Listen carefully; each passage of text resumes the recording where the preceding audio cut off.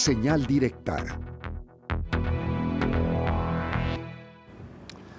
Son las 9 de la noche ya con 30 minutos. Como usted bien lo sabe, Jalisco, de manera muy lamentable, se encuentra ubicado en el lugar número 1 en personas desaparecidas a nivel nacional. Nada más para que se dé una idea, en el 2018 se hablaba de cerca de 4,000, cifra oficial, 4,500 desaparecidos, sin contar por supuesto la cifra negra, y ahora en 2024, 6 años después, se habla ya más de 17,000 personas desaparecidas, cifra oficial.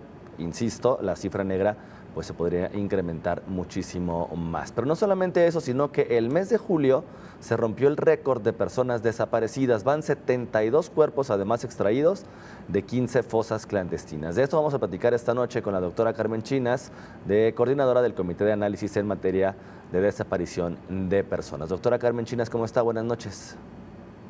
Buenas noches. ¿Qué Doctora, tal, Víctor? Y gracias por el espacio y buenas noches para la audiencia.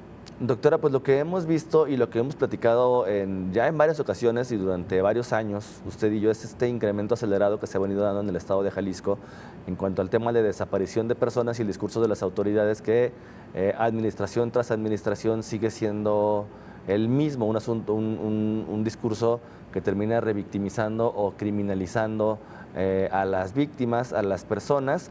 Pero bueno, estamos ya con un récord de personas desaparecidas tan solo el mes pasado.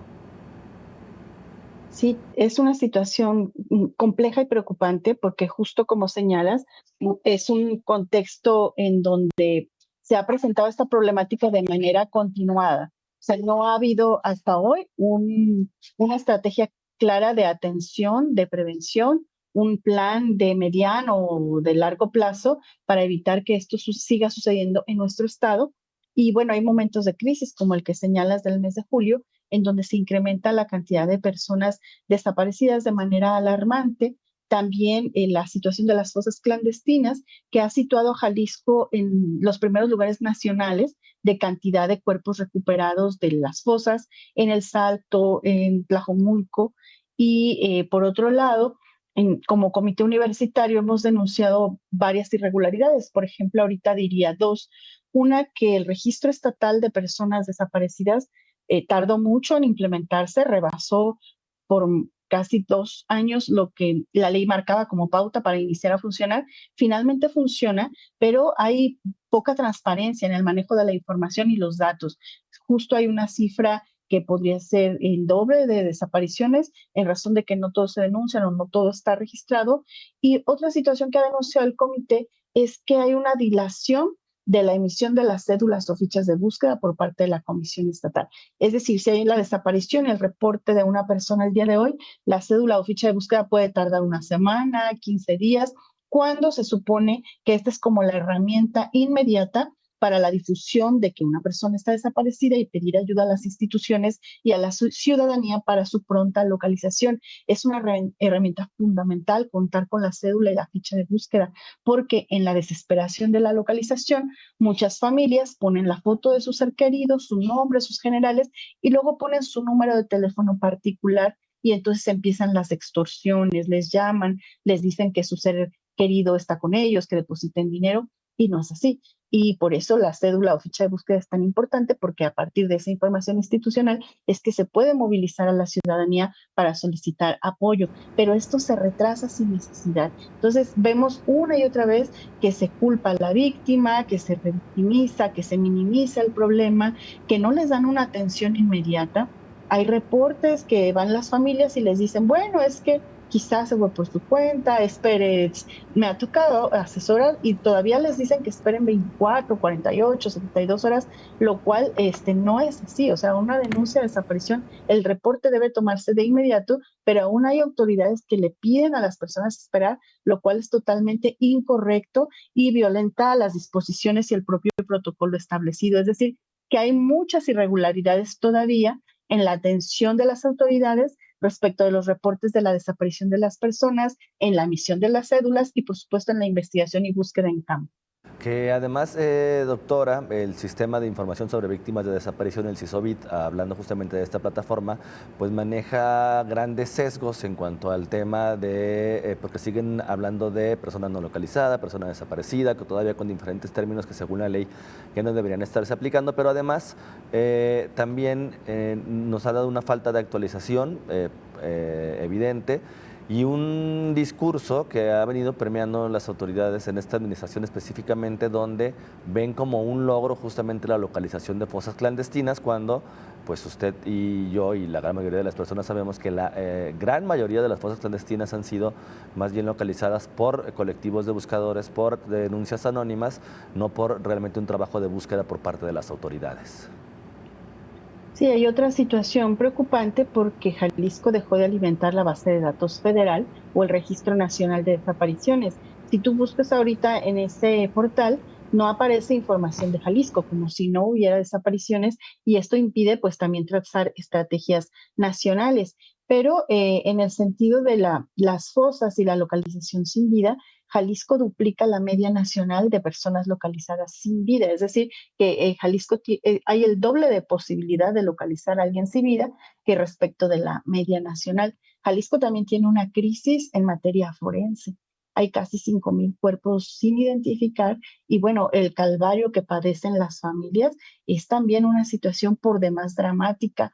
Ha habido reportes recientes de personas que habían hecho el reporte de la desaparición de su ser querido hace 8, 9 años y resulta que todo ese tiempo estuvo en el servicio forense, pero por la falta de identificación adecuada, esa familia, en vez de recuperar el cuerpo al mes o a las semanas, o inclusive en la misma semana en que fue llevado a las instalaciones del servicio forense, tardaron 5, 8, 9 años.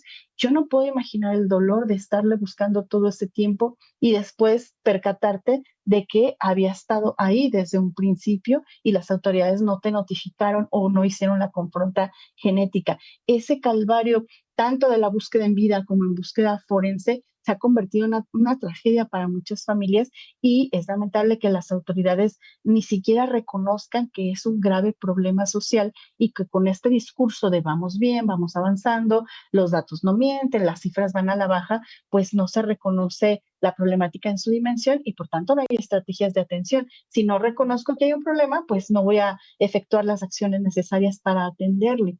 Ese quizá es el rasgo característico de esta administración que está cerrando. Nunca fueron capaces de reconocer el grave problema de la desaparición de personas y actuar en consecuencia.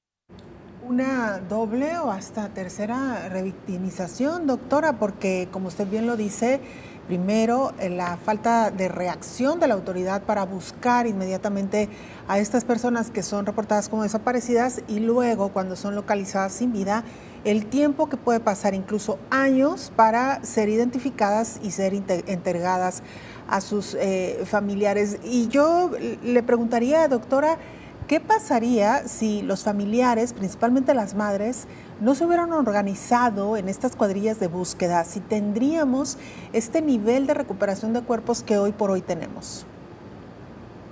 Buenas noches, Belén. Creo que este es un aspecto clave en los avances legislativos e institucionales que hay respecto a la desaparición de personas. No se puede entender la ley general, la ley de Jalisco, el protocolo homologado y todos estos avances institucionales que dan un marco jurídico de las obligaciones de la autoridad sin el accionar de los colectivos. O sea, los colectivos de búsqueda no solamente hacen ese acompañamiento pues entre las familias, sino que han tenido un papel determinante para comprender la problemática en su dimensión tan compleja y han representado esta presión social para crear una incidencia legislativa. Es decir, las leyes se han creado, los protocolos y las en pautas que determinan la actuación de la autoridad por presión de las familias. Pero no solo eso, sino justo también el que podamos de manera inverosímil esperar que haya familias que tengan que ir directamente a campo a buscar, que se conviertan en peritos forenses prácticamente, que tengan nociones pues de la recuperación de cuerpos, del manejo de los restos y que la autoridad simplemente diga, bueno, vamos a acompañar o vamos a atender cuando ya encontraron ahí una fosa.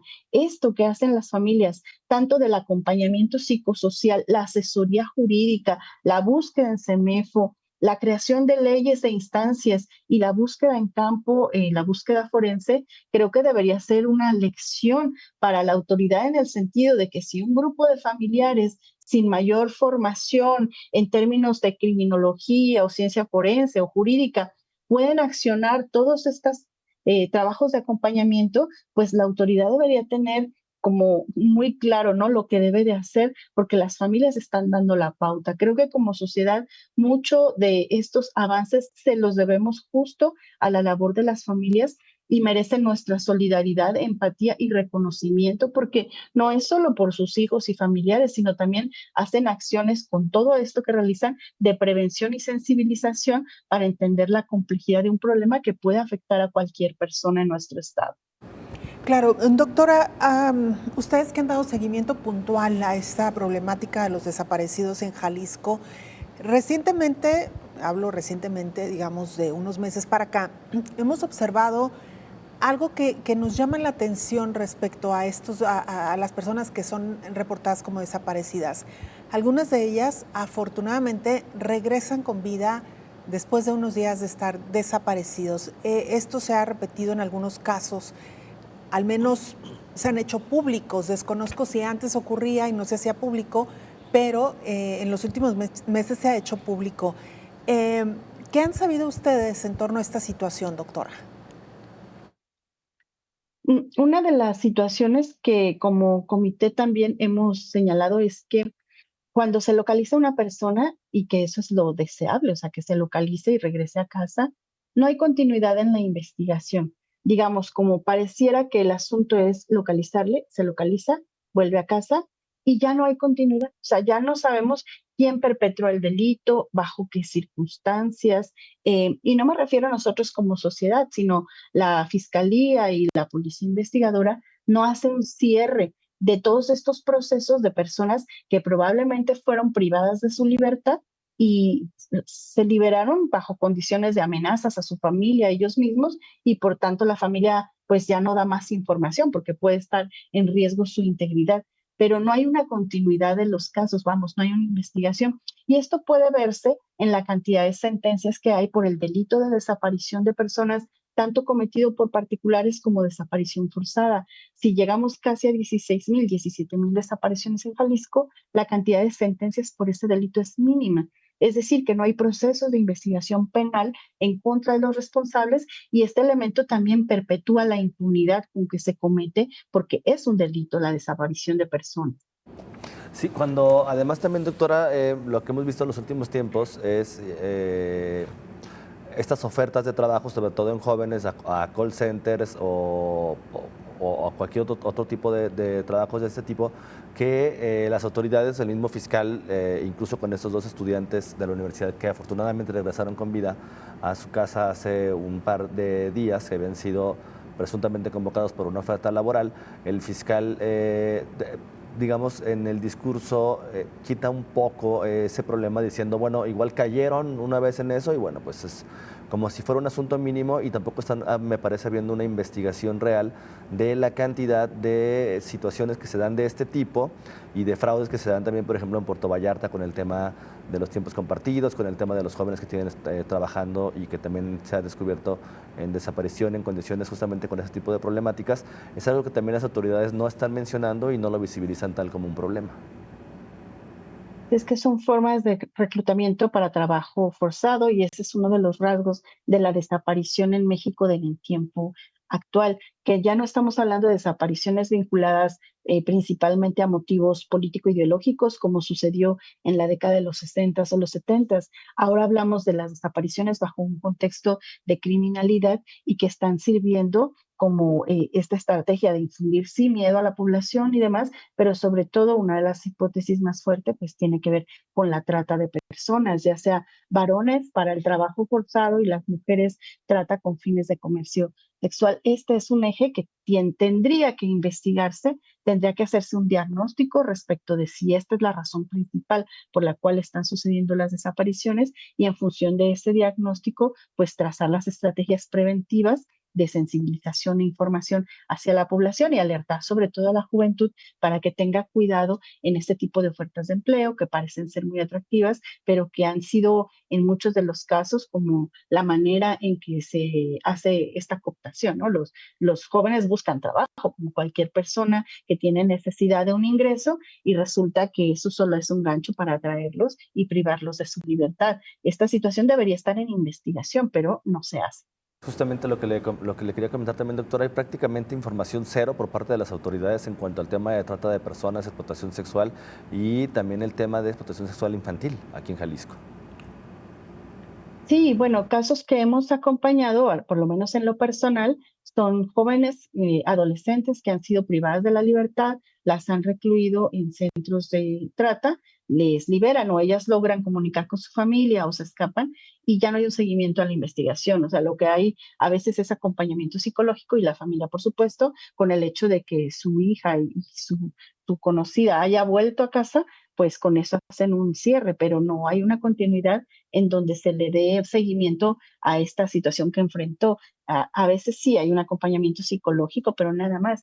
Esa es la falta de investigación a la que yo refería. O sea, las desapariciones, por lo general, hay un delito que se relaciona o varios delitos conexos, pero esto no se investiga. Cuando alguien regresa con bien, por fortuna, también debe cerrarse la investigación y saber qué fue lo que sucedió y quién le retuvo contra su voluntad y bajo qué circunstancias, pero esto no está sucediendo y por tanto nos quedamos como con una información incompleta y estas estrategias que debían implementarse para la prevención o para la atención inmediata de las desapariciones, pues quedan minimizadas cuando no hay investigación por parte de las autoridades. Y es comprensible, o sea, están rebasados con el problema. Son demasiadas desapariciones, muy poco personal. Se ha denunciado también la rotación del personal, o sea, no todas las personas que trabajan, por ejemplo, en una carpeta de investigación, luego cambian al policía investigador y tienen que empezar de nuevo. Y también son contratos temporales, no definitivos. Les falta toda esta capacitación e información desde una perspectiva de derechos humanos, de género y de sensibilidad respecto al tipo de víctimas con las que están tratando. Bueno, esto hace que la atención a este problema sea todavía muy difícil. Están totalmente rebasados en su trabajo por la cantidad de carpetas de investigación que se les acumula. Claro, lo que explica, por supuesto, el vacío y el análisis profundo de lo que realmente está sucediendo en Jalisco en el tema de desapariciones. Doctora Carmen Chinas, coordinadora del Comité de Análisis en materia de desaparición de personas, como siempre, muchísimas gracias por atender este espacio. Muchas gracias, buenas noches. Buenas noches también para usted. Pues ahí la